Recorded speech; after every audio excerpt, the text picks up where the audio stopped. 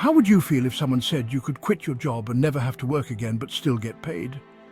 Initially quite good, probably, but look a little closer and the answer might become more complicated. That scenario of not having to work is something that we're all eventually going to be faced with because of the rapid developments in artificial intelligence, according to tech billionaire Elon Musk. Speaking via webcam at a conference in Paris last week, Musk said, "If you want to do a job that's kind of like a hobby, you can do a job. But otherwise, AI and the robots will provide any goods and services that you want." It's not entirely clear how this scenario would work in practice. Many others in the tech community have made predictions like this, and understandably they've attracted concerns because our work is intrinsically linked to our identity, especially in capitalist economies. Even Musk has concerns about the existential questions AI raises. If the computer and robots can do everything better than you, does your life have meaning? But while Musk warns us about the risk AI poses to our jobs, his company xAI closed a £6 billion investment round this week that will make it among the best-funded challengers to OpenAI. Musk says xAI will use the funds to build infrastructure that will increase xAI's ability to learn. The race to build bigger and better AI is well and truly on. And based on the amount of money investors are pouring into it, the perceived impact of this technology is vast. It may seem like a reckless contradiction to warn about technology while simultaneously surging ahead in developing it. But this approach is not new. When you look back at most recent technological breakthroughs, from cars to nuclear fission, their creators raised safety concerns from the outset.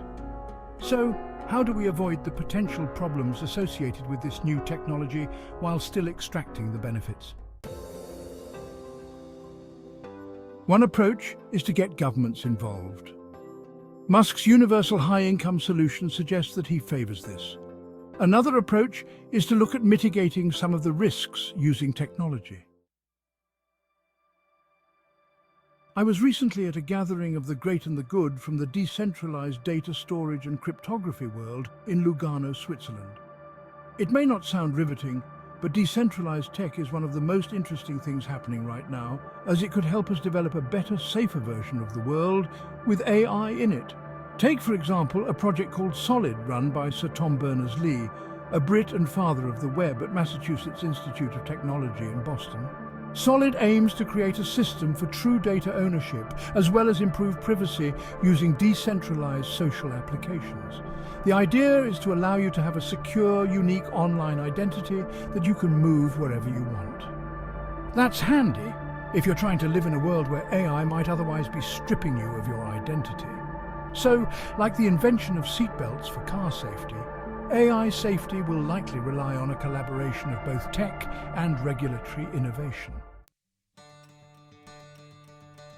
Collaboration is the key, and if AI investors and technologists collaborate with the rest of society towards making this technology safe and secure, the impact of AI may unleash incredible potential that we can all benefit from.